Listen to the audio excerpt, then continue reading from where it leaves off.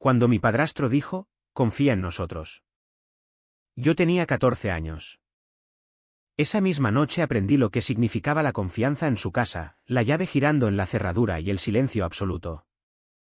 Mi madre nunca apartó los ojos del televisor. 15 años después encontré la vieja videocámara que él usaba para grabar recuerdos familiares.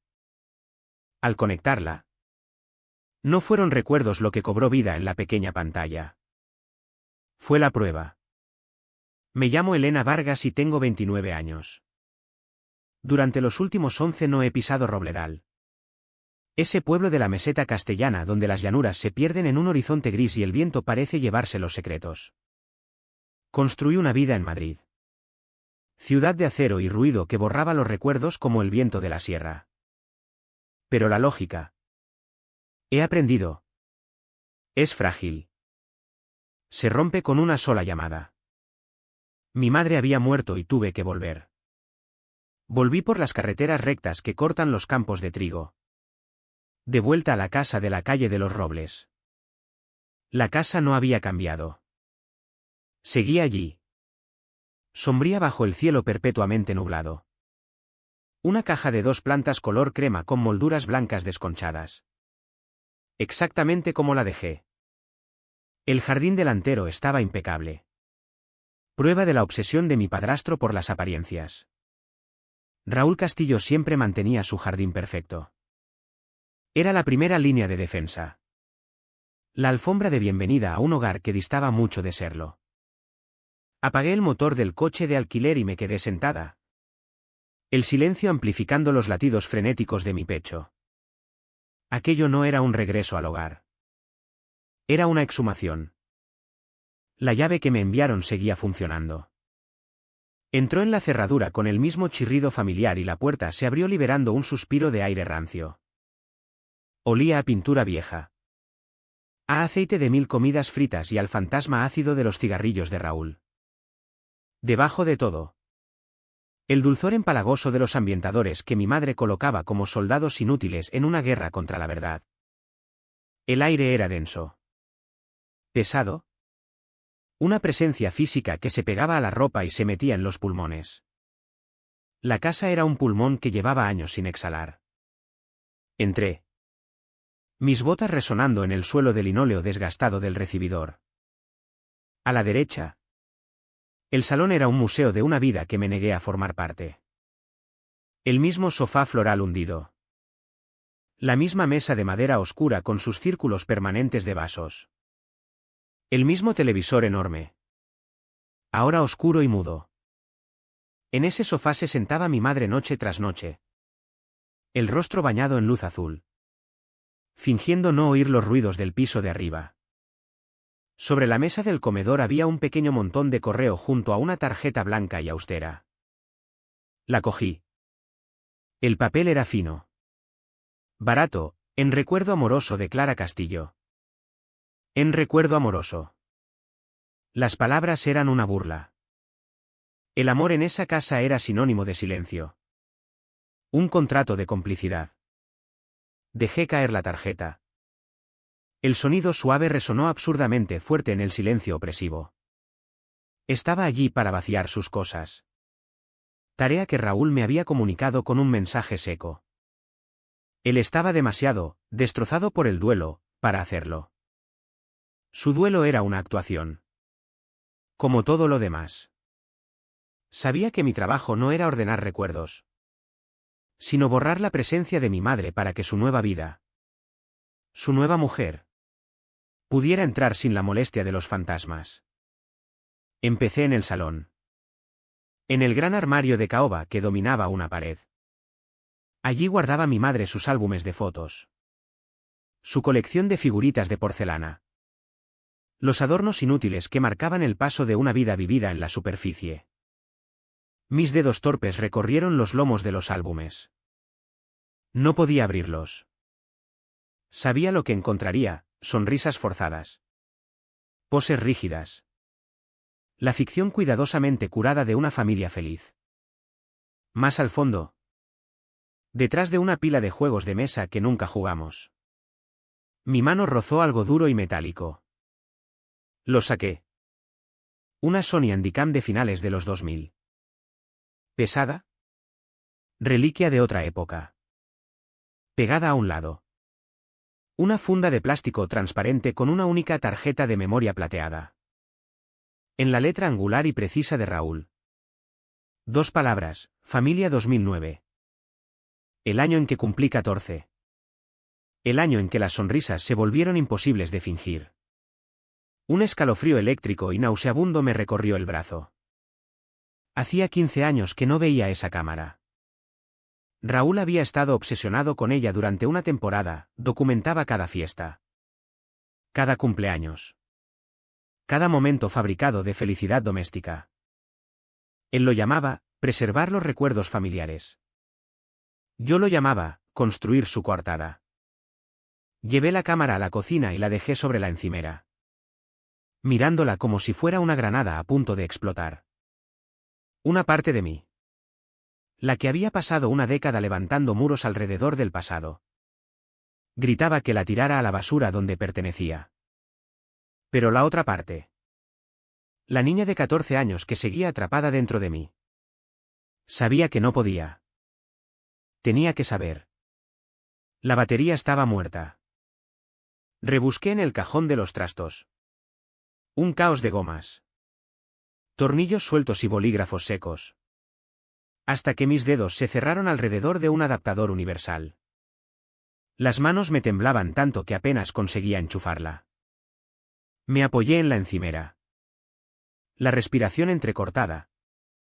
Y esperé a que se encendiera la luz roja de carga. Parecía estar esperando un veredicto. Al cabo de unos minutos no aguanté más. Pulsé el botón de encendido.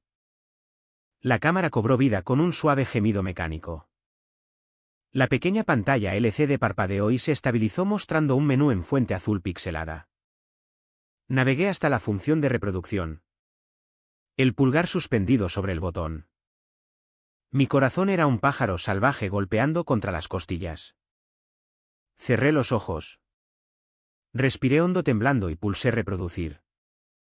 La pantalla estaba negra. Por un segundo pensé que el archivo estaba corrupto. Que los recuerdos se habían podrido misericordiosamente. Pero entonces llegó el sonido. Pasos amortiguados sobre la moqueta. Mi moqueta. La rosa desgastada de mi habitación de adolescente. Luego el sonido pesado de la puerta de mi habitación cerrándose. No con un clic. Sino con un golpe suave pero definitivo. Un sonido que significaba que no habría salida. La pantalla seguía negra. Un vacío. Pero el audio era perfectamente claro. Unos segundos de silencio cargado. Asfixiante. Podía oír mi propia respiración en la grabación. Un susurro tenue y aterrado. Y entonces su voz. No era fuerte. Era peor. Era calmada. Medida. Casi tierna. Una voz revestida de falsa sinceridad. La voz de un depredador. Sonríe para mí. Elena. El mundo se inclinó. Cerré la cámara de golpe. La tapa de plástico chasqueó con un crujido seco. Una oleada de náuseas ácida y abrumadora subió desde el estómago. Tropecé. La mano tapándome la boca. Y apenas llegué al fregadero antes de que mi cuerpo se convulsionara. Vomitando solo aire y bilis. Me agarré al porcelana frío. Los nudillos blancos. La frente contra el grifo sucio. La voz de Raúl resonaba en la habitación. En mi cabeza. Un miembro fantasma que de repente podía sentir otra vez después de años de bendita insensibilidad. Sonríe para mí. ¿Elena? La orden de actuar. La orden de pintar un cuadro bonito sobre un lienzo de miedo. Durante 15 años me había dicho a mí misma que había terminado. Había escapado. Había construido una nueva vida ladrillo a ladrillo sobre la base de un pasado deliberadamente olvidado. Me había convencido de que las cosas que ocurrieron en esa casa eran fantasmas. Horrores intangibles que ya no tenían poder sobre mí. Había huido y había sobrevivido. Creía haberlo enterrado todo. Sellado en la tumba de mi infancia. Pero me equivocaba. No estaba enterrado. Había sido grabado. Me incorporé. Me eché agua fría en la cara y miré mi reflejo en la pequeña ventana manchada de grasa sobre el fregadero. La mujer que me devolvía la mirada estaba pálida. Los ojos muy abiertos con un terror que no había visto en una década. Pero debajo del miedo, algo más se agitaba. Una claridad fría y dura. Esa cámara. Esa pequeña tarjeta plateada. Lo cambiaba todo. Ya no era mi palabra contra la suya. Ya no eran los recuerdos fragmentados de una niña asustada contra la reputación de un ex guardia civil respetado. Tenía lo que la ley siempre había necesitado. Tenía lo que siempre me había faltado. Tenía la prueba. Volví a la encimera y cogí la videocámara. Ahora pesaba diferente. Ya no era una reliquia del pasado. Era un arma. La sostuve en las manos. El peso anclándome. El plástico frío como un conducto para una resolución nueva y terrible. El miedo seguía ahí. Un temblor profundo en los huesos. Pero estaba siendo eclipsado por otra cosa. Algo forjado en el fuego de ese dolor resucitado, un propósito. Miré la pantalla negra de la cámara. El reflejo de mi rostro decidido y atormentado. Sus palabras. Su mantra de control. Volvieron a mí. Confía en nosotros. Lo decía en la mesa. En el coche. En la puerta de mi habitación. Era su anestesia. La mentira que usaba para adormecernos mientras trabajaba. Mis labios se separaron de los dientes en una sonrisa sin calor. Sin alegría. Solo con la promesa de un ajuste de cuentas. Acerqué la cámara. Mi voz un susurro bajo y firme que llenó el aire muerto de la cocina. Confía en mí esta vez. Raúl. A la mañana siguiente conduje de vuelta a Madrid con la videocámara en el asiento del copiloto. Había copiado el contenido de la tarjeta en un pendrive encriptado que llevaba pegado al cuerpo.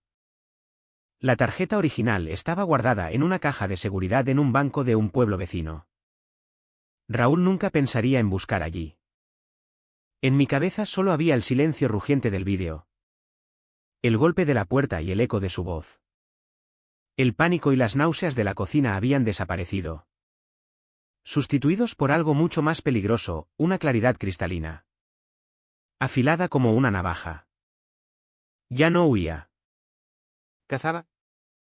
Mi primer impulso fue ir a la policía. Era lo lógico. Lo correcto.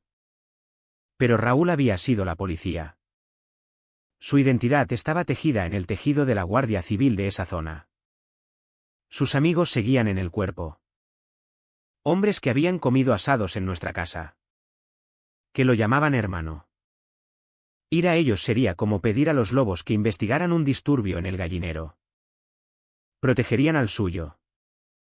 Lo enterrarían. Me descartarían como la hija problemática. Tal como él los había entrenado. No. La ley no sería mi primer movimiento. Sería el último. De vuelta en mi apartamento de Madrid. Rodeada de la vida que había construido. Busqué un abogado. No quería un bufete venerable con paredes de roble y socios que jugaban al golf con jefes de policía jubilados. Necesitaba a alguien joven. Alguien que viera la ley como herramienta de disrupción. No de mantenimiento del statu quo. Necesitaba a un outsider. Mi búsqueda me llevó al sitio web de Ruiz y Asociados. Un despacho nuevo en Madrid conocido por casos de derechos civiles y víctimas. Mis ojos se posaron en Alejandro Ruiz. Su foto mostraba a un hombre de mi edad. Ojos intensos y mandíbula firme con la ambición inquieta que no se puede fingir.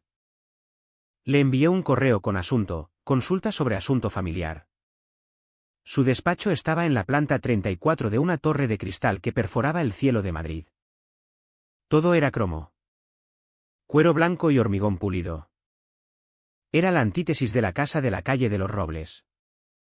Un entorno limpio y estéril donde los secretos parecían improbables. Alejandro Ruiz era exactamente como su foto, agudo. Concentrado. Vestido con un traje hecho a medida. Escuchó sin interrumpir mientras yo exponía los hechos mínimos, la muerte reciente de mi madre. El historial de mi padrastro como guardia civil. El descubrimiento de un viejo vídeo familiar. Mantuve la voz firme. Las manos entrelazadas con fuerza en el regazo para que no temblaran. La naturaleza de la grabación es perturbadora, terminé. Mi voz sonaba fina incluso a mis propios oídos. Asintió. La expresión profesionalmente neutral. ¿Perturbadora en qué sentido? ¿Señorita Vargas? No respondí. En cambio, saqué el pendrive del bolsillo y lo deslicé por la vasta superficie vacía de su escritorio. Es mejor que lo vea usted mismo. Es el primer archivo. Solo dura 1 minuto. Cogió el pendrive con movimientos precisos y lo enchufó a su portátil. Se puso unos auriculares con cancelación de ruido. Aislándose con el pasado. Observé su rostro los primeros 30 segundos. Solo concentración intensa. Era un abogado revisando un documento. Pero entonces lo vi. Un leve apretamiento alrededor de los ojos. Un destello de incredulidad. La sangre pareció abandonar su cara, dejando la piel con un brillo pálido y ceroso. Su mano, que descansaba sobre el trackpad, se congeló. Se inclinó más cerca de la pantalla como si no pudiera creer lo que oía. Luego dio un respingo. Casi imperceptible. Pero lo vi. Había oído la voz. Se quitó los auriculares con movimientos lentos y deliberados y los dejó sobre el escritorio. No me miró durante un largo momento. Solo miró la pantalla negra. Respirando. Cuando por fin se volvió hacia mí. La máscara profesional había desaparecido. Sus ojos estaban muy abiertos.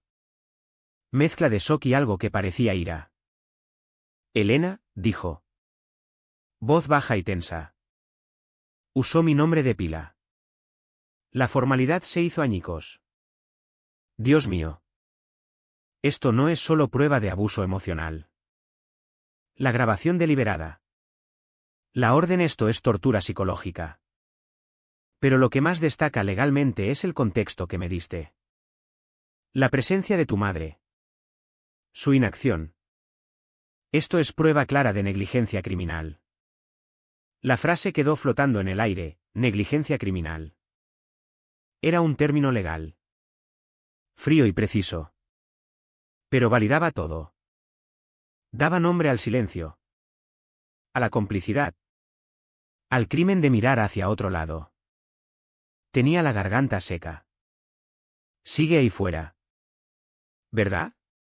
Viviendo su vida. La mandíbula de Alejandro se tensó. Tecleó unas cuantas teclas. Veamos, Raúl Castillo sigue ahí fuera. Muy vivo. Según los registros públicos. Se casó de nuevo hace 6 meses. Y... ironía de ironías. La semana pasada presentó la solicitud completa para su pensión de jubilación y una ayuda complementaria del Fondo de Retirados de la Guardia Civil. Estaba cobrando. Estaba a punto de ser recompensado por sus años de servicio. Por ser un buen hombre. Un pilar de la comunidad. Mientras mi madre estaba muerta y él intentaba convertir en cenizas la evidencia de su monstruosidad. Un fuego frío se encendió en mi estómago. Tenemos que ir a la Guardia Civil, dijo Alejandro. Recuperando el tono profesional. No, la palabra fue baja pero absoluta. Alejandro me miró confundido. No. Elena. Este caso es clarísimo. Es el tipo de prueba con la que sueñan los fiscales. Los de Robledal son sus amigos, dije con frialdad. Lo perderán. Lo enterrarán. Dirán que el archivo está corrupto. Él saldrá libre. He tenido 15 años para pensar en esto. No me interesa un juzgado. Todavía no. Me incliné hacia adelante, bajando la voz. Quiero ver cómo el hombre que todos conocen. El héroe. El líder del pueblo. Se desmorona delante de ellos. Quiero ver cómo su halo se agrieta y cae en público. Quiero que sienta lo que yo sentí, que todos los que te conocen te miren y vean algo vergonzoso. Él convirtió mi habitación en una prisión. Yo voy a convertir el mundo entero en la suya. Alejandro me miró. Una nueva comprensión amaneciendo en sus ojos. Vio que mi búsqueda no era solo justicia legal. Era algo más elemental. Es un juego peligroso. Ellen. Tienes que tener muchísimo cuidado. Un hombre como él. Exguardia civil con reputación impecable. Tiene amigos. Tiene conexiones profundas dentro del cuerpo. Cerrarán filas para protegerlo. Bien, dije. Una sonrisa leve tocando mis labios por primera vez. La expresión se sintió extraña. ¿Afilada? Yo tengo infrarrojos. Alejandro parpadeó. ¿Infrarrojos? ¿De qué hablas? No entendía. Claro que no. Pensaba en demandas y citaciones. Yo pensaba en tácticas. Pensaba en la oscuridad que él había usado para esconderse. La privacidad de un hogar donde era rey. Pensaba en la cámara que usó para capturar mi miedo. Me había enseñado el poder de una lente. El terror de ser observado cuando más vulnerable te sientes. Era hora de devolverle el favor. Me había hecho temer la oscuridad. Una puerta cerrada. Yo iba a hacerle temerlas también. No te preocupes, dije levantándome. El pendrive aún sobre su escritorio. Lo entenderás pronto. Sabía exactamente qué hacer. La ley sería mi golpe final. Pero el terror sería mi apertura. Él había creado la oscuridad. Yo solo iba a iluminarla. Internet es un océano vasto y turbio. Y si sabes dónde mirar puedes encontrar cualquier cosa. No buscaba equipo de espionaje de última generación. Necesitaba algo viejo. Imposible de rastrear. Algo que no pingueara satélites ni requiriera suscripción a mi nombre. Lo encontré en un sitio de subastas de excedentes de seguridad. Una cámara exterior resistente a la intemperie de principios de los 2000. Voluminosa. Negra. Con un objetivo que parecía un ojo muerto. Su principal atractivo. Enterrado en las especificaciones técnicas. Era un iluminador infrarrojo sorprendentemente potente y un sensor de baja luz. Estaba diseñada para pillar a adolescentes pintando grafitis en un almacén. No para desmontar la vida de un hombre. Era perfecta. Pagué en criptomoneda a través de un intermediario y la envié a un apartado de correos abierto con nombre falso. 3 noches después estaba de vuelta en Robledal. Aparqué el coche de alquiler a 2 manzanas de la calle de los Robles y caminé. Mis pasos tragados por el silencio húmedo y espeso de la medianoche suburbana. El equipo iba en una mochila negra sencilla colgada al hombro. Cada crujido de hojas. Cada ladrido lejano de perro me enviaba una descarga de adrenalina. Aquel había sido su territorio durante 18 años. Aquel había sido su reino. Y yo estaba organizando un golpe de estado. La casa estaba a oscuras. Una forma imponente contra el morado magullado del cielo nocturno. Una sola luz tenue del porche proyectaba un resplandor amarillo enfermizo sobre el jardín impecable. Al otro lado de la calle. Un viejo roble centenario montaba guardia. Sus ramas gruesas. Cargadas de hojas de verano. Se extendían parcialmente sobre la carretera. Ofreciendo un punto de observación perfecto en la sombra de la puerta principal de Raúl. Ese era mi objetivo. Colocar la cámara fue la parte más difícil. Me moví con un sigilo que no sabía que poseía. El cuerpo tenso. Todos los sentidos gritando. La corteza del roble era áspera contra mis palmas mientras encontraba el primer agarre. Subí. La mochila bien sujeta a la espalda. La respiración contenida. Me encajé en una horquilla de una rama gruesa a unos 5 metros de altura, oculta por una cortina de hojas. Mi corazón martilleaba contra las costillas. Un tambor frenético en la noche quieta. Desde allí podía verlo todo, el porche, la ventana del salón, el camino de entrada. Toda su cara pública. Trabajando en la oscuridad. Los dedos entumecidos. Monté la cámara y la sujeté a la rama con bridas resistentes. Bajé un cable fino negro por el tronco. Lo enterré poco profundo bajo el césped y el mantillo hasta llegar a la base de un seto denso junto a la acera. Allí lo conecté a una batería portátil de larga duración y un pequeño transmisor Wi-Fi. Todo escondido dentro de una caja de plástico impermeable que había pintado de marrón terroso. La señal era débil, pero estable. Era suficiente. De vuelta en el coche. Aparcado en una calle lateral desierta. Abrí el portátil. La pantalla iluminó mi rostro pálido e intenso.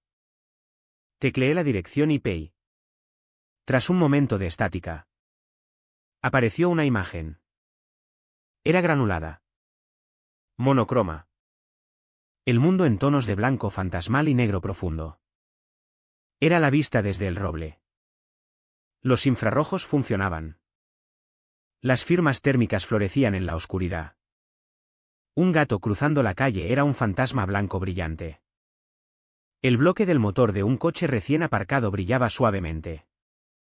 ¿Y la casa? La casa de Raúl. Era un mosaico de grises y negros fríos. Salvo un rectángulo cálido, la ventana del salón. Estaba dentro. Pasé las 4 noches siguientes vigilando. Fue una masterclass en la banalidad del mal. Desde el coche y más tarde desde una habitación barata de motel a 10 kilómetros.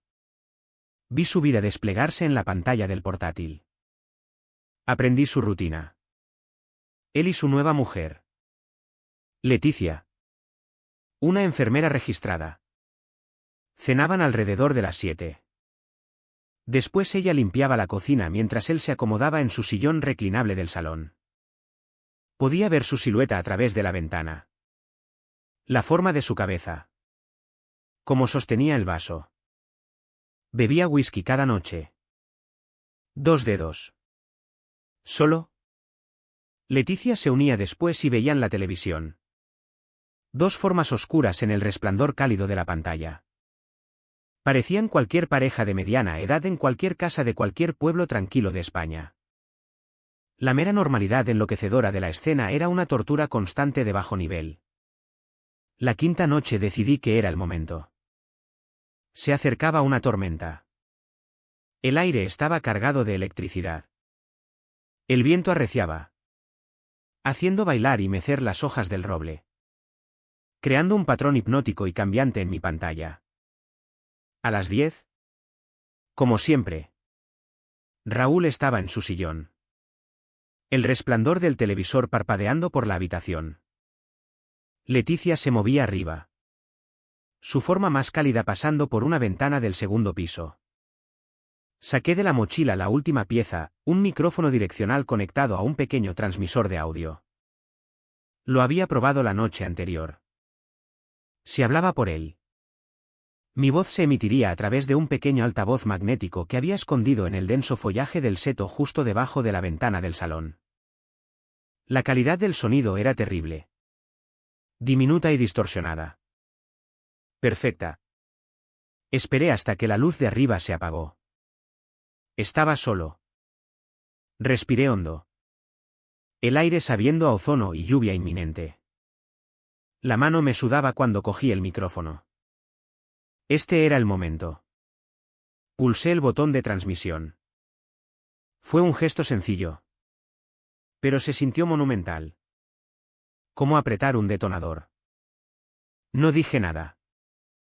Solo dejé que el canal abierto proyectara el ruido ambiental del interior del coche, el suave zumbido del motor. El leve crepitar de la estática, hacia su mundo perfecto y silencioso. En la pantalla vi cómo su silueta se tensaba. La cabeza se levantaba, ladeándose ligeramente. Lo había oído. Un sonido que no pertenecía. Era una criatura de hábitos y control. Y aquello era una anomalía. Una variable que no podía calcular. Silenció el televisor y su silueta quedó casi a oscuras. Pero aún distinguía su contorno contra la luz tenue de la cocina.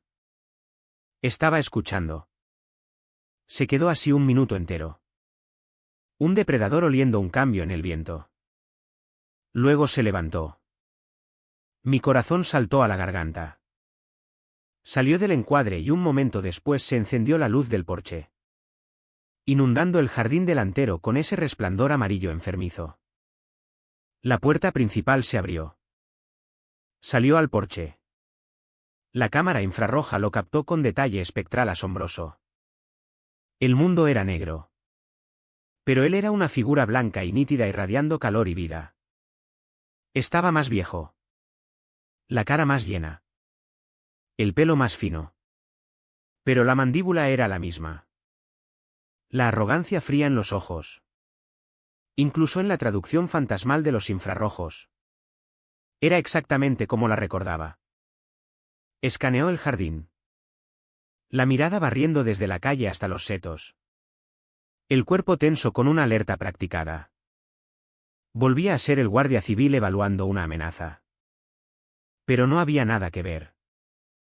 Solo el viento y las hojas susurrantes. Levanté el micrófono hasta los labios. Tenía la garganta cerrada. Las palabras costaban esfuerzo físico para salir. Bajé la voz a un susurro plano y muerto, dejando que la electrónica barata lo distorsionara en algo apenas humano. Sonríe para mí, Raúl. Se congeló. Todo su cuerpo se puso rígido. Una estatua de calor blanco en mi pantalla. La cabeza se giró de golpe. Los ojos muy abiertos buscando en la oscuridad. No fueron las palabras en sí, sino la cadencia. La familiaridad fantasmal. Era un fantasma de un pasado que creía haber enterrado y quemado. Dio medio paso atrás. La mano yendo instintivamente al costado donde antes llevaba el arma reglamentaria. No había pánico en su postura. Pero sí algo mucho más revelador, una confusión profunda. Un miedo abismal. Miró directamente hacia el roble. Los ojos pasando por el punto donde había escondido la cámara. Sin ver nada. La amenaza era invisible. Estaba en todas partes. Se quedó allí otros 30 segundos. Un hombre atrapado en una pesadilla que de repente vivía. Luego retrocedió hacia la casa. Cerró la puerta de un portazo y el cerrojo corrió con un chasquido audible que resonó. Me recosté en el asiento. El cuerpo temblando por la bajada de adrenalina. La respiración llegaba en jadeos entrecortados y dolorosos. Lo había hecho. Había atravesado el tiempo y el espacio y había tocado al monstruo en su jaula. Trabajé rápido. Aislé el clip de 30 segundos, su aparición en el porche. El susurro. Su reacción. Guardé el archivo con manos ahora precisas. Abrí una nueva pestaña del navegador. Entré en una cuenta de correo anónima que había creado y adjunté el archivo de vídeo. Tecleé la dirección personal de Raúl en el campo destinatario. Para el asunto no escribí nada. El cuerpo del mensaje solo tenía 7 palabras. Un giro final perfecto del cuchillo. Confía en mí, Raúl. Ahora yo grabo. La hora siguiente fue la más larga de mi vida. Conduje alejándome. Los ojos revisando constantemente el retrovisor. La mente acelerada. ¿Qué haría? ¿Llamar a la Guardia Civil? ¿A sus viejos amigos? ¿Vendrían a buscarme? ¿Rastrearían la señal? Pero sabía que mi instalación era segura. Había usado tecnología vieja. Sin registro. Sin GPS. Había cubierto mis huellas. A la mañana siguiente el pueblo despertó con una bomba. Alguien, yo, había subido el clip a un foro local anónimo y lo había compartido en grupos de WhatsApp del pueblo. En menos de una hora estaba en todas partes. El vídeo granuloso en infrarrojos de Raúl saliendo al porche. Congelándose al oír la voz fantasma. Sonríe para mí. Raúl. El pánico en sus ojos. La gente lo reconoció al instante. El héroe local. El hombre que organizaba las patrullas vecinales. Que salaba las aceras para las viudas en invierno. Que asaba chorizos perfectos en las fiestas patronales. Captado en plena noche como un ladrón en su propio jardín. El rumor se extendió como fuego en paja seca. Los vecinos salían a sus jardines. Mirándose unos a otros en silencio atónito mientras dos agentes de la Guardia Civil, hombres que probablemente habían sido subordinados de Raúl, subían por el camino de entrada impecable y llamaban a su puerta. Estuvieron dentro 3 horas. ¿Cuándo salieron? Uno de los agentes llevaba una caja de pruebas estándar. Dentro. Como supe después por una llamada frenética de Alejandro. Había un viejo ordenador de sobremesa. Varios portátiles y una pequeña funda de plástico con una tarjeta de memoria plateada. Una tarjeta que había olvidado. O quizá no había podido destruirse. Una tarjeta etiquetada, Familia 2010-2012.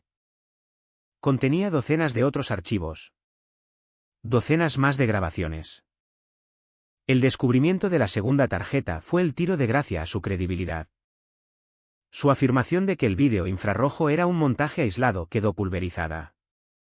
¿Por qué tendría un hombre una colección secreta de docenas de grabaciones similares? La primera víctima de este nuevo descubrimiento fue su matrimonio. Al día siguiente el periódico local informó que Leticia Castillo, enfermera, había abandonado la casa de la calle de los Robles y había presentado demanda de divorcio por diferencias irreconciliables. Su marcha silenciosa fue un veredicto demoledor. Era la única persona que lo había visto sin la máscara. Y había huido. El pueblo tomó nota. La turba digital se volvió salvaje. Las llamadas a su procesamiento se convirtieron en rugido. Su foto estaba en todas partes. Su historia reexaminada bajo una lente siniestra nueva. Cada acto de caridad fue cuestionado. Cada condecoración escrutada. El pilar de la comunidad se desmoronaba en polvo. Y todo el pueblo miraba. Esa misma tarde mi teléfono vibró. Era un mensaje de un número desconocido. Los dedos me temblaron ligeramente al abrirlo. El mensaje era corto. Despojado de toda pretensión y autoridad. Era la súplica desesperada de un hombre que se ahoga. Elena. Por favor. ¿Para esto? Miré las palabras. El nombre que no tenía derecho a usar. Todos los años de sonrisas forzadas. De gritos silenciosos. De infancia caminando sobre cáscaras de huevo se condensaron en un punto frío de furia. Mi respuesta fue inmediata. Los pulgares moviéndose con ritmo firme y seguro. ¿Yo paré cuando tú empezaste? Bloqueé el número. Alejandro me llamó 1 hora después. Su voz era eléctrica. Está acabado. Elena. Completamente y absolutamente acabado. Su abogado llamó esta tarde al fiscal para negociar un acuerdo de culpabilidad. Se está derrumbando. Intenta minimizar los daños. Has ganado. Se acabó. Escuché las palabras, has ganado, resonando en el silencio de mi apartamento. Debería haber sentido alivio. Debería haber sentido victoria. Catarsis. Pero no sentí nada. Solo un vacío frío y hueco. Porque sabía algo que Alejandro no sabía. Sabía que no había terminado. Esta parte de la batalla. La destrucción pública de Raúl Castillo. Estaba completa. Pero solo era el primer acto.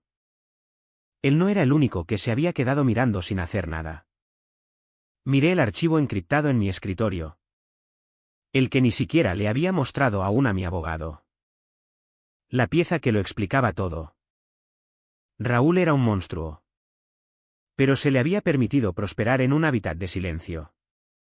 Y yo todavía tenía una última grabación que reproducir. Alejandro creía que la guerra había terminado. Pero un soldado sabe cuando la batalla final aún está por librarse.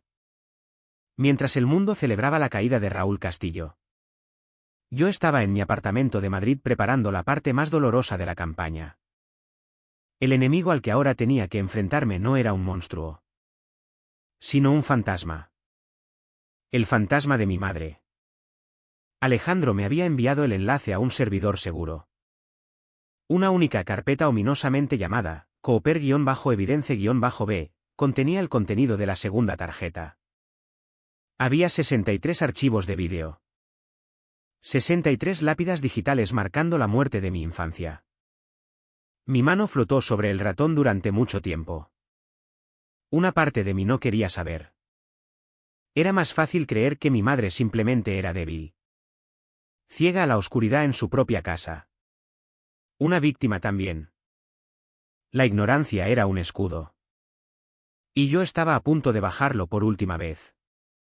Abrí la carpeta. Los archivos eran un catálogo cronológico de mi miseria. Etiquetados con nombres estériles y sin sentido, bit-00001 mob.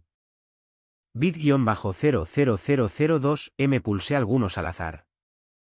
Ahí estaba yo a los 15 en una barbacoa de las fiestas patronales sosteniendo una bengala con una sonrisa que no llegaba a los ojos. La voz de Raúl. Un estruendo cordial detrás de la cámara. Ordenando a todos que miraran hacia él. Ahí estaba yo a los 16 en la recogida de la vendimia. La cámara incómodamente cerca mientras fingía reír. En cada clip el tema era el mismo, una escena cuidadosamente montada de vida familiar conmigo como actriz principal y mi madre como extra recurrente. A menudo borrosa en el fondo. Observadora silenciosa y pasiva. Siempre estaba allí pero nunca realmente presente. Seguí pulsando. El estómago haciéndose un nudo más y más apretado con cada archivo. Buscaba algo concreto. Una sensación. Un destello de verdad en el mar de mentiras. Lo encontré en un archivo llamado bit-024, mob. La fecha, 25 de diciembre de 2009. Día de Navidad. El año que cumplí 14. Pulsé reproducir. La escena se abrió en nuestro salón. Dolorosamente familiar. Era un caos festivo de color, el oropel brillante del árbol. Las luces parpadeantes chillonas. La montaña de regalos envueltos en papel rojo y verde. La cámara recorrió la habitación antes de posarse en mí.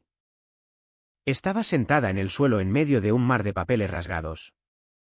Con un jersey oversize y picajoso que mi madre me había comprado. Parecía pequeña.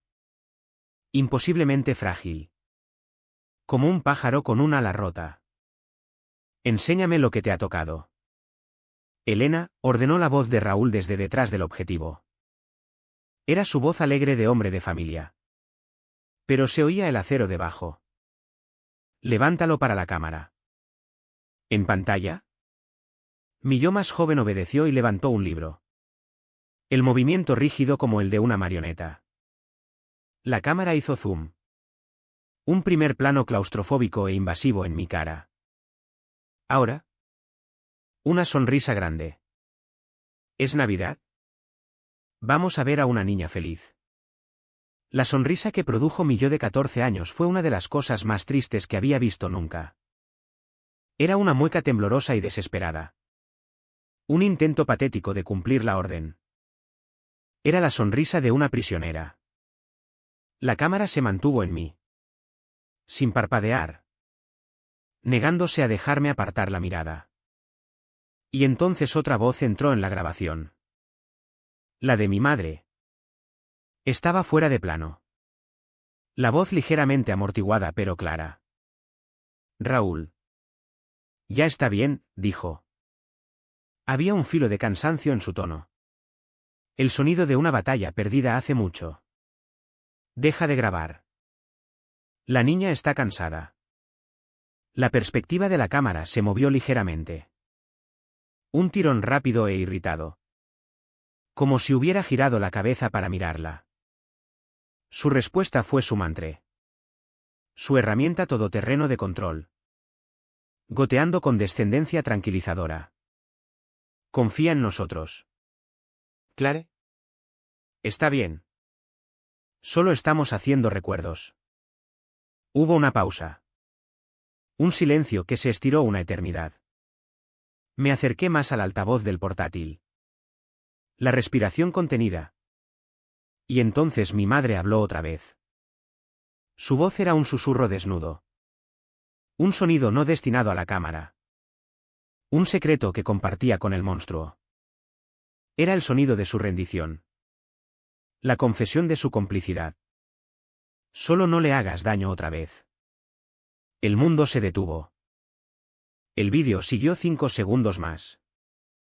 La cámara volvió a mi cara. Captando el momento exacto en que la luz de mis ojos se apagó.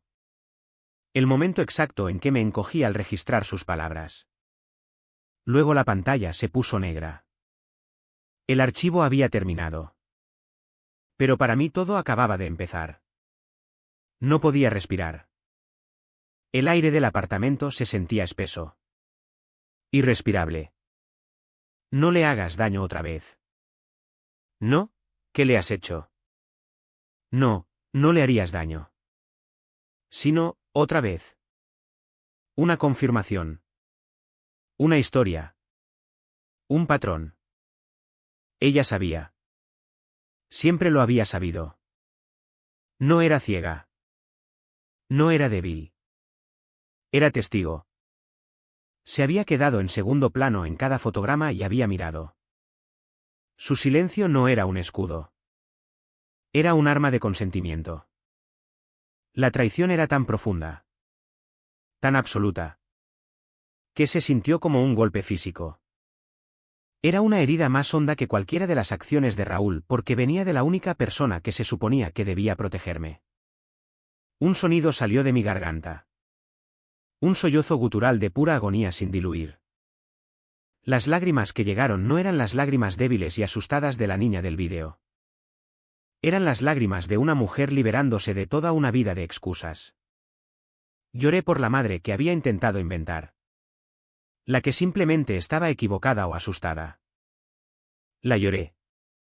Y al hacerlo la dejé ir. Lloré hasta que la garganta me ardía y los ojos se me hincharon. Una tormenta violenta de limpieza. Y cuando terminó. Estaba calmada. El último fantasma había sido exorcizado. La última mentira había sido quemada.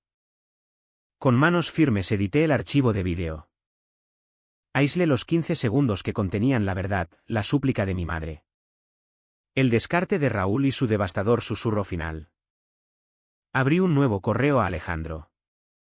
El asunto era, fase 2. El cuerpo era breve. Alejandro. Esta es la última pieza. No para el fiscal. No para la Guardia Civil. Para el público. Llévasela a un periodista de verdad. Alguien de un periódico nacional. He oído cosas buenas del diario El País. Quiero que esto sea lo último que la gente vea antes de que vaya a juicio. Adjunté el clip y pulsé enviar. A la mañana siguiente la historia estaba en todas partes. El País la había publicado en portada digital. Un lugar normalmente reservado para política y crisis internacionales.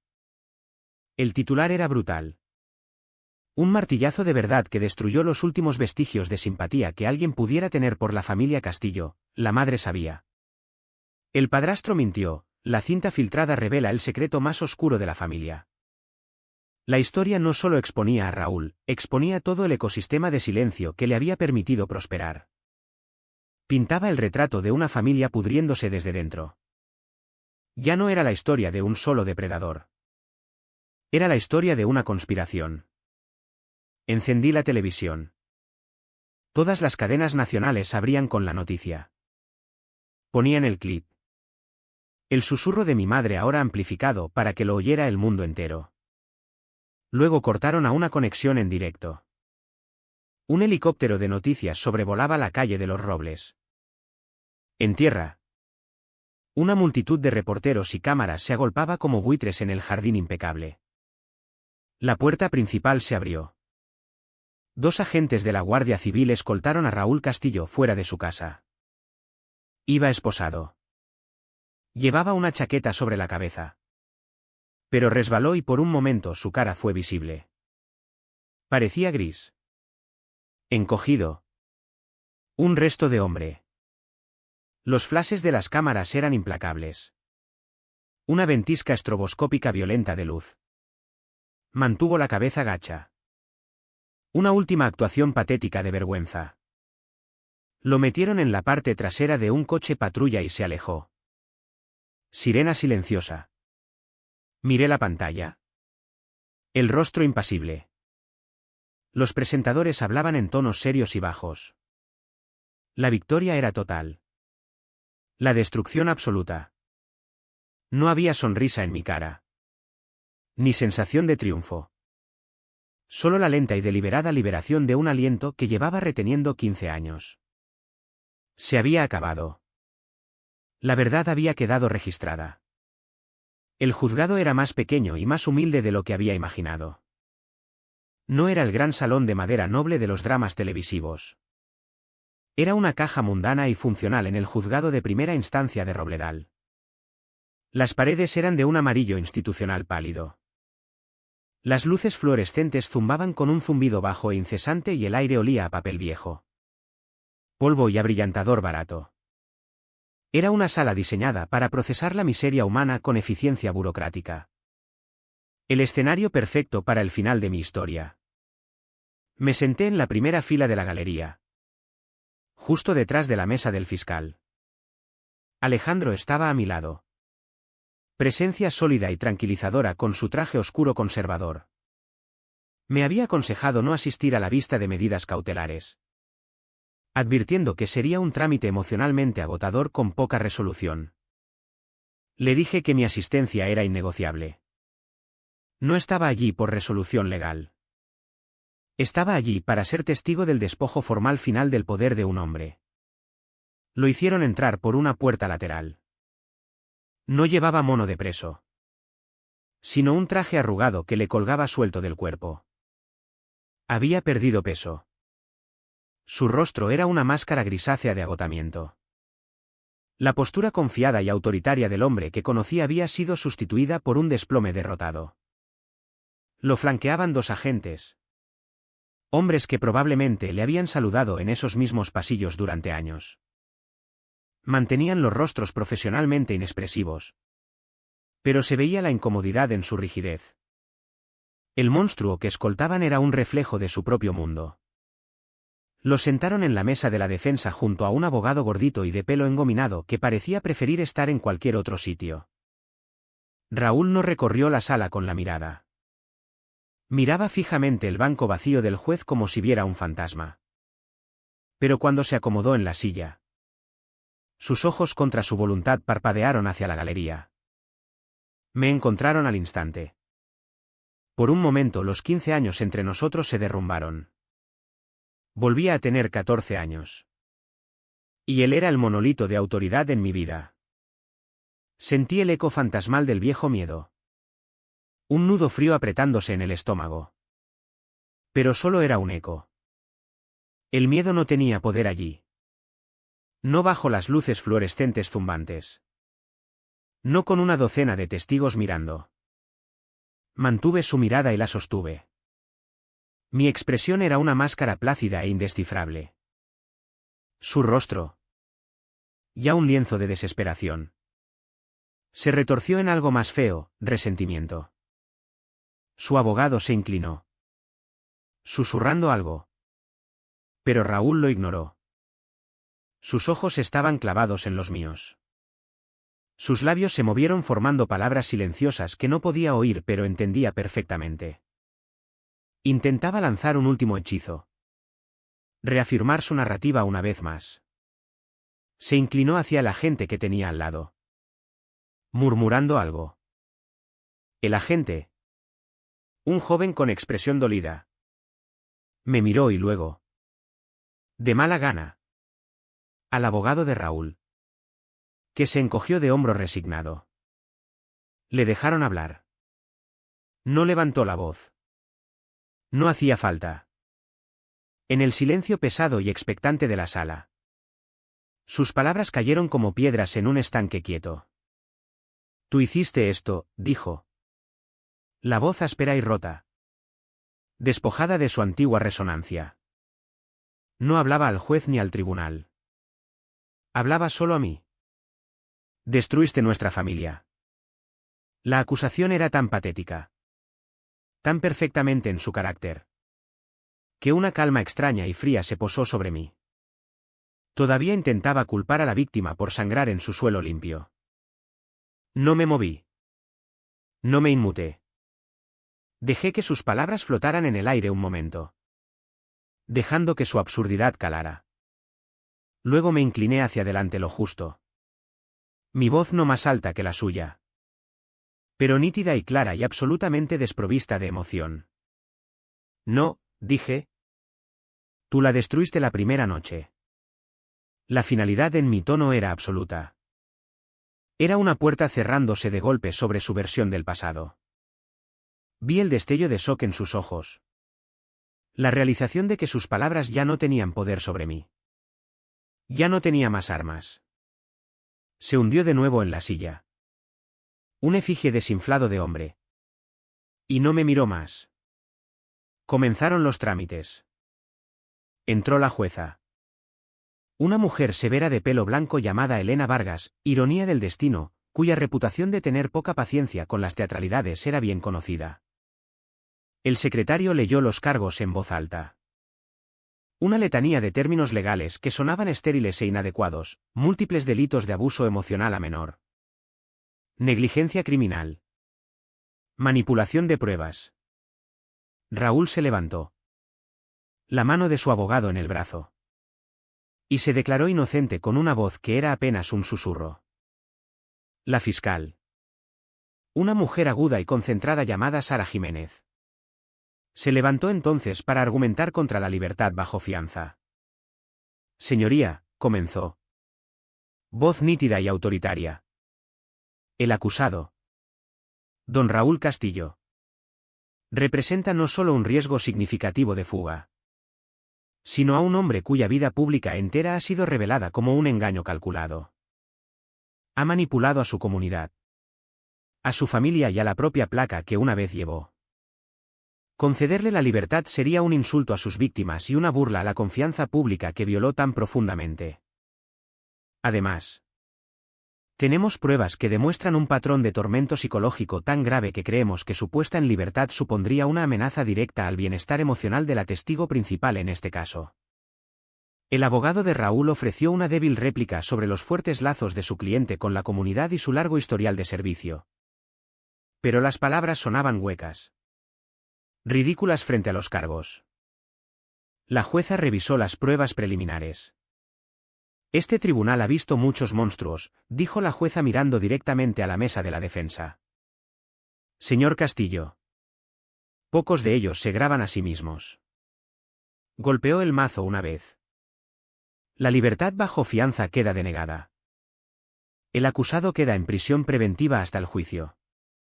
Los agentes se movieron, ayudando a Raúl a levantarse.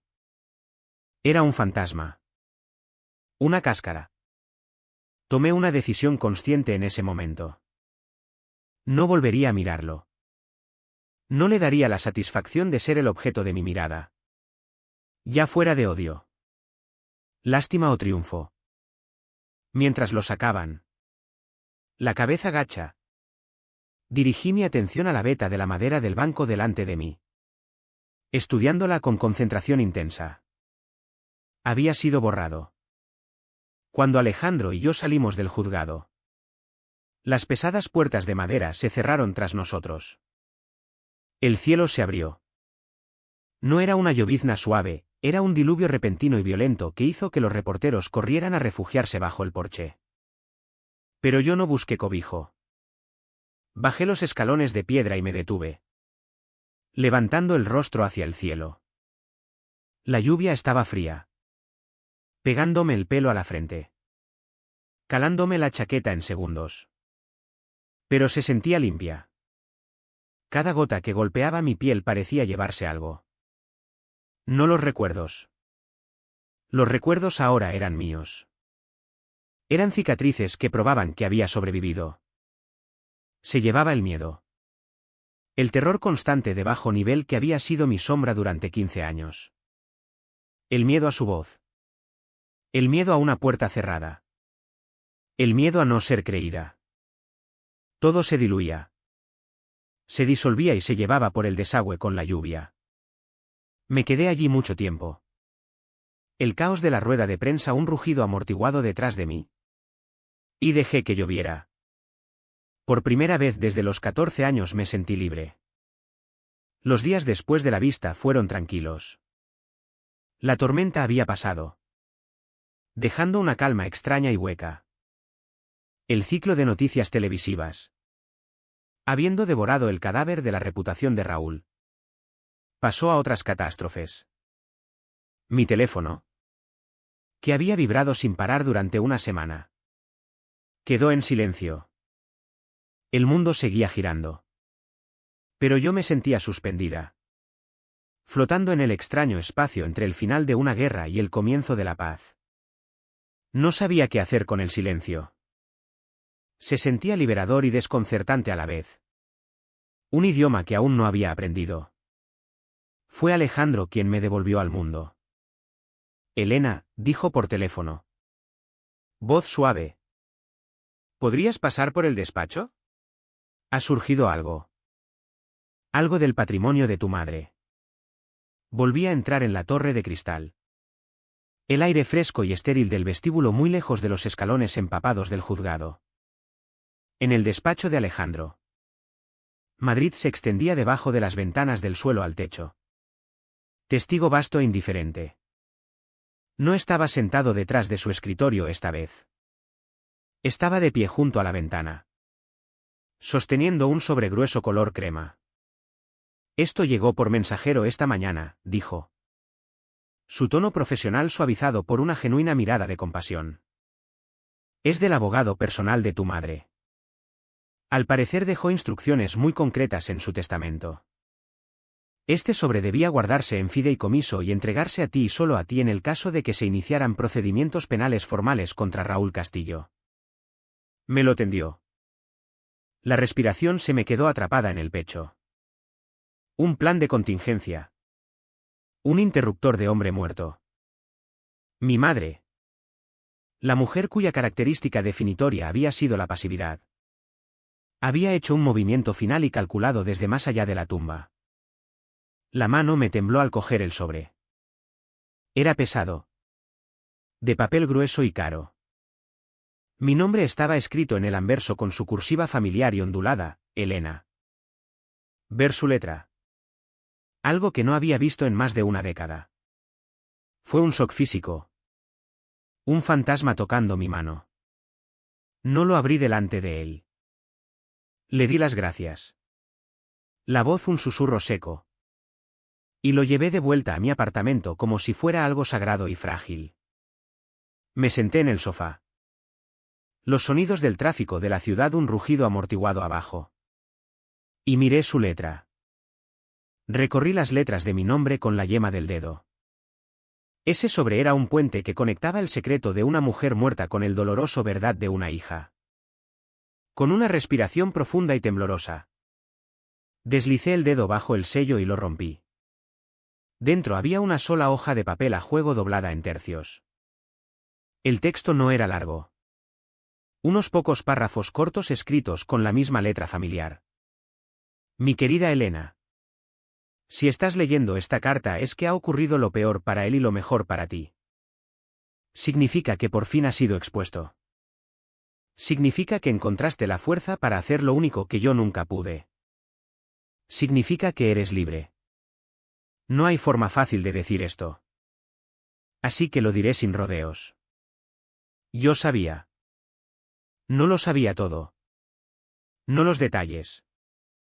Pero sabía lo suficiente. Vi cómo la luz de tus ojos se apagaba y luego se extinguía por completo. Oí los silencios que eran más fuertes que cualquier discusión. Sentí el miedo en nuestra casa. Una cosa viva que se sentaba a nuestra mesa. Sabía que te estaban haciendo daño y no hice nada. He pasado años preguntándome por qué. La única respuesta que tengo es la más fea. Era una cobarde. Él me salvó de la soledad que temía más que nada. Pero al hacerlo me encerró en otro tipo de prisión. Y usó mi miedo como llave. Estaba tan aterrorizada de volver a estar sola que elegí ser espectadora del dolor de mi propia hija. No es una excusa. No hay excusa. Es solo la fea y egoísta verdad. Te fallé de la forma más fundamental en que una madre puede fallar a un hijo. No espero tu perdón. No lo merezco. Pero espero que con esta carta puedas tener la verdad. Toda. Te quiero. Siempre te he querido. Incluso cuando mi miedo era más grande que mi amor. Mamá. La carta se me cayó de los dedos al regazo. Las lágrimas que llegaron fueron silenciosas. Calientes y pesadas. No eran lágrimas de rabia. La rabia se había quemado, dejando solo este vasto y doloroso pesar. Lloré por el peso aplastante de su cobardía. Por el amor que había sido demasiado pequeño para salvarme. Lloré porque su disculpa era una confesión que había necesitado oír toda mi vida. Y había llegado toda una vida demasiado tarde. Era la pieza final que faltaba en la historia. Y encajó con una agonía que era a la vez desgarradora y clarificadora. Al día siguiente llevé la carta de vuelta al juzgado. El edificio se sentía diferente ahora. Menos intimidante. Ya no estaba allí como víctima. Era la ejecutora de una voluntad final y dolorosa. Me reuní con Sara Jiménez, la fiscal. Y le entregué el sobre. Lo leyó en silencio. Su rostro profesional y afilado suavizándose con cada línea. Esto es poderoso. Elena, dijo en voz baja. Corrobora todo. Pinta el cuadro completo del entorno de coerción y miedo. Lo presentaremos al tribunal como prueba suplementaria para la sentencia. Al salir de su despacho, uno de los agentes de la vista, el joven de los ojos doloridos, me detuvo en el pasillo.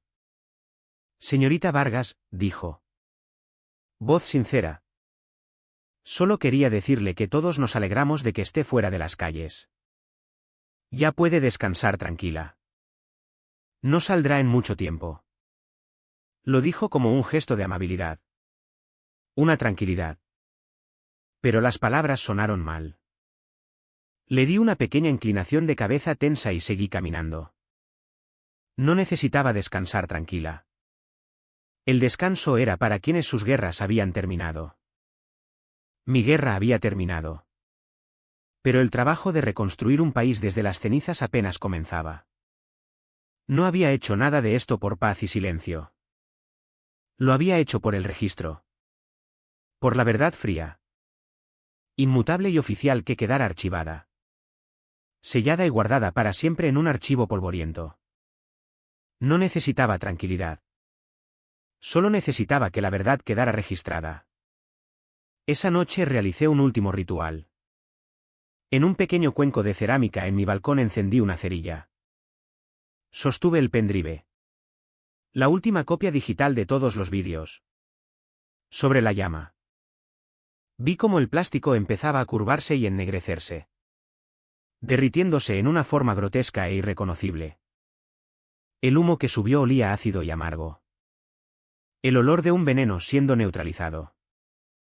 Quemaba los fantasmas. Convertía las imágenes en movimiento de mi dolor en ceniza inerte e inofensiva. Pero no quemé todo. Sobre mi escritorio coloqué la tarjeta de memoria plateada original. Ya no era una prueba. Era una reliquia. ¿Un monumento? Un testigo silencioso e incorruptible de lo que había ocurrido en esa casa. Ya no tenía poder sobre mí. Pero guardaba la verdad. Un recuerdo de un país olvidado. La cogí. El pequeño rectángulo frío de metal y plástico descansando en mi palma. Pensé en la carta de mi madre. En su miedo y su amor y su acto final desesperado de decir la verdad. Pensé en la niña asustada que por fin había sido escuchada.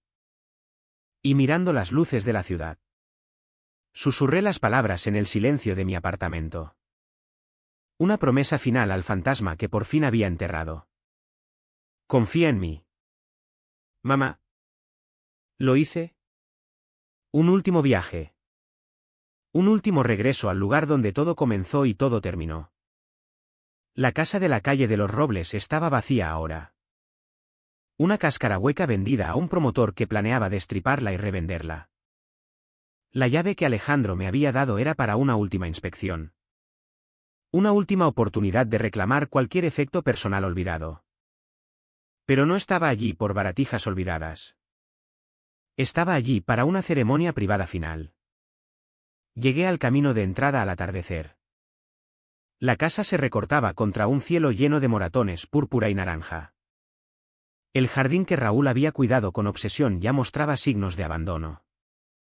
Algunas malas hierbas se atrevían a asomar por la alfombra verde perfecta. Ya solo era una casa. Despojada de su poder. Sus secretos expuestos al mundo. Ya no me daba miedo. Abrí la puerta principal y entré. El aire era diferente. Sin muebles que absorbieran el sonido. Mis pasos resonaban en los suelos de madera desnudos. El olor a pintura vieja y humo rancio seguía allí. Un fantasma tenue. Pero ahora se mezclaba con el olor limpio y químico de los limpiadores industriales. Los ambientadores habían desaparecido. El sofá floral había desaparecido.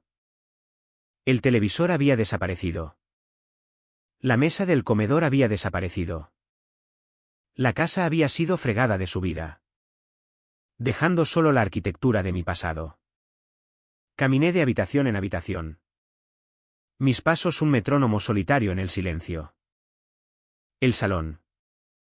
Donde mi madre desaparecía en la luz azul parpadeante. La cocina. Donde me había vomitado de miedo después de ver el vídeo por primera vez. Subí las escaleras. La barandilla fría y lisa bajo mi mano. Entré en mi antigua habitación. La moqueta rosa desgastada había desaparecido. Dejando la madera pálida y sin terminar debajo. Las paredes. Antes cubiertas de pósters de grupos y sueños adolescentes. Estaban desnudas. Marcadas solo por los rectángulos claros donde antes colgaban cuadros. Esa habitación ya no era una prisión. Era solo una caja. Una caja vacía e inofensiva. Había guardado la habitación más importante para el final. El armario de caoba del salón había desaparecido. Por supuesto. Vendido con el resto del mobiliario. Pero cuando los de la mudanza lo sacaron, habían encontrado algo escondido en el fondo. Algo que habían considerado sin valor. Lo habían dejado sobre la encimera de la cocina. La Sony Handycam. Estaba allí. Una reliquia de plástico negro en la luz que se desvanecía. Parecía más pequeña. Menos amenazadora de lo que recordaba. La cogí. Era ligera. Casi frágil. Esta era el arma que él había usado. Esta era el arma que yo había vuelto contra él. Junto a ella yacía la pequeña tarjeta de memoria plateada original. El testigo. Las llevé las dos al centro del salón vacío. Los últimos rayos de sol entraban por la gran ventana. Iluminando motas de polvo bailando en el aire como espíritus inquietos. No necesitaba la luz. Sabía que lo que iba a hacer ocurriría en la oscuridad. Inserté la tarjeta en su ranura. El pequeño clic fue definitivo. Un acto de cargar una última bala única. Sostuve la cámara en las manos. Sintiendo el peso familiar. Pulsé el botón de encendido. El motor del objetivo zumbó. Un suave suspiro mecánico que era el único sonido en la casa. La pequeña pantalla LCD cobró vida. Su luz azul fría proyectando un resplandor tenue en mi cara. No miré la pantalla. Sabía lo que había en ella. En cambio, giré la cámara. La sostuve a la distancia de los brazos. El objetivo apuntando directamente a mi cara. Pulsé el botón de grabar. Una pequeña luz roja parpadeó, confirmando la acción. El mundo a través del ojo de la cámara era oscuro y granuloso. Pero entonces, con un clic suave casi imperceptible, el iluminador infrarrojo se activó. Mi propio rostro apareció en la pequeña pantalla. Una máscara blanca fantasmal flotando en la negrura de la habitación. Me veía a mí misma como lo había visto a él, una criatura de calor y vida en la oscuridad asfixiante. Mis ojos en la luz infrarroja eran pozos oscuros y sin fondo. Pero no tenían miedo. Estaban firmes. Estaban calmados. Yo era quien controlaba el encuadre ahora. Me incliné hacia adelante. Mi cara llenando la pequeña pantalla. Hablé al objetivo. Le hablé a él. Dondequiera que estuviera. Encerrado en su celda. Le hablé al fantasma de mi madre. Le hablé a la niña de 14 años que había estado atrapada en esa casa tanto tiempo. Mi voz era baja. Pero no temblaba. Era el sonido de un veredicto siendo leído. Tú dijiste, confía en nosotros, dije. Las palabras claras y precisas en la habitación vacía. ¿Lo hice? Y ahora todos lo ven. Mi declaración final. El bucle se cerró. Sus palabras de control reclamadas y devueltas como una declaración de verdad. Pulsé el botón otra vez. La pequeña luz roja se apagó. El iluminador infrarrojo hizo clic y se apagó, sumiendo la pantalla y mi cara de nuevo en la oscuridad. Con un sentido de profunda finalidad bajé la cámara y la dejé suavemente en el suelo desnudo en el mismo centro de la habitación. Ya no la necesitaba. La grabación había terminado. La historia estaba contada. En ese preciso instante. Un barrido de luces parpadeantes, rojo. Luego azul. Luego rojo otra vez, pintó las paredes desnudas del salón. Miré por la ventana. Un coche patrulla de la Guardia Civil de Robledal bajaba lentamente por la calle de los Robles en su patrulla nocturna. Las luces me bañaron. Bañaron la casa. Un faro silencioso e indiferente de la nueva realidad. Esa casa ya no era un agujero negro donde la ley no se aplicaba. Era solo otra dirección en un mapa. Un lugar bajo el mismo cielo. Gobernado por las mismas reglas que en todas partes. El coche siguió calle abajo y las luces parpadeantes desaparecieron. Entonces oí su sirena. Tenue y distante. Aullando un momento antes de desvanecerse en el silencio completo. El sonido no era una amenaza. No era una advertencia. Era solo un sonido en la noche. Parte de un mundo del que por fin formaba parte plenamente otra vez. Una sonrisa tocó mis labios. No era una sonrisa de victoria ni de felicidad. Era una sonrisa de liberación. De un peso terrible siendo levantado de mi alma. Miré la cámara oscura en el suelo. La testigo silenciosa de todo. Miré alrededor de la habitación vacía y silenciosa y susurré las dos últimas palabras en la oscuridad. Una promesa a mí misma. Ahora sí se acabó.